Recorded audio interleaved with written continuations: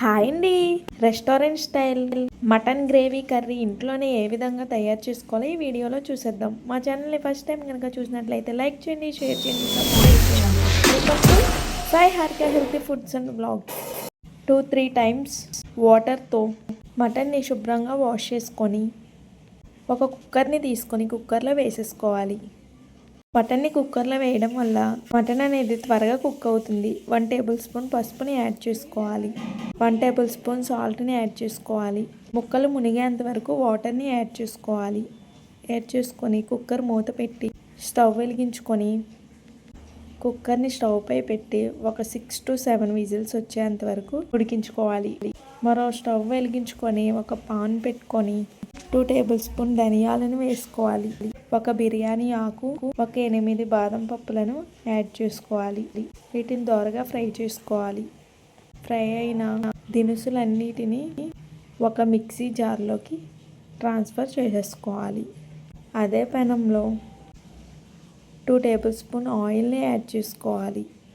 Oil heat అయిన తర్వాత సన్నగా పొడుగ్గా కట్ చేసుకున్న ఆనియన్ పీసెస్ని ఆయిల్లో వేసేసుకొని దోరగా ఫ్రై చేసుకోవాలి. మధ్య మధ్యలో ఆనియన్ పీసెస్ని కలుపుతూ ఉండాలి. త్వరగా ఫ్రై అయిన ఆనియన్ పీసెస్ని ఒక మిక్సీ జార్లోకి ట్రాన్స్ఫర్ చేసేసుకోవాలి. అదే ఆనియన్ పీసెస్లో 10 రూపీస్ పెరుగు ప్యాకెట్ని అయితే యూజ్ చేసామండి. నేను ఒక పెరుగు ప్యాకెట్ని వేసుకోవాలి. 1 table spoon red chilli powder, 1 table spoon salt, garam masala వేసి మిక్సీ చేసుకోవాలి. ఒక పాన్ తీసుకొని ఆయిల్ని వేసుకోవాలి. ఆయిల్ హీట్ అయిన తర్వాత చిన్నగా కట్ చేసుకున్న ఆనియన్ పీసెస్ని వేసుకొని త్వరగా ఫ్రై చేసుకోవాలి.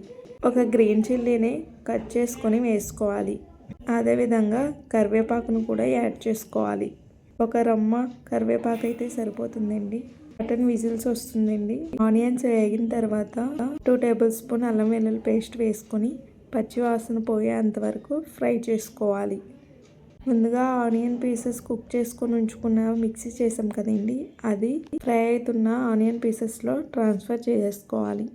కొద్దిసేపు మగ్గించుకోవాలి. అడుగంటకుండా మధ్య మధ్యలో కలుపుతూ ఉండాలి. 5 to 10 మినిట్స్ ఉడికించుకోవాలి.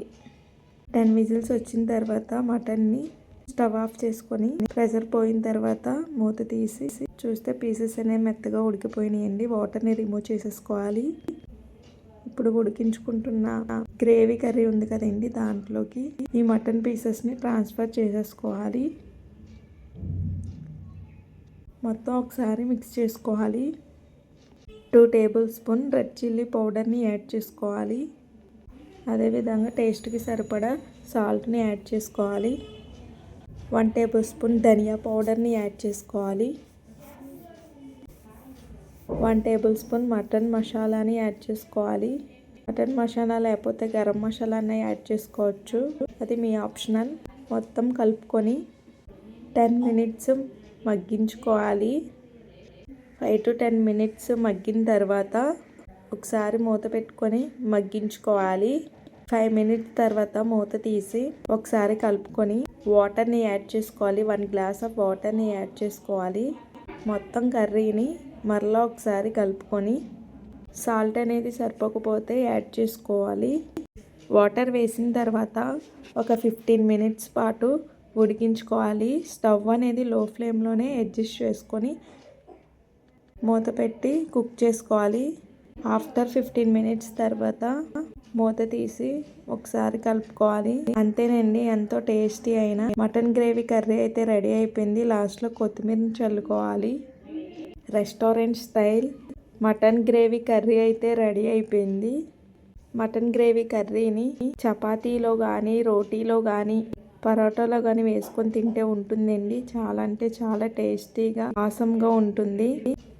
మా కర్రీ నచ్చినట్లయితే లైక్ చేయండి, షేర్ చేయండి, సబ్స్క్రైబ్ చేయండి. మేమైతే ఆనియన్స్ కూడా కట్ చేసుకున్నాం.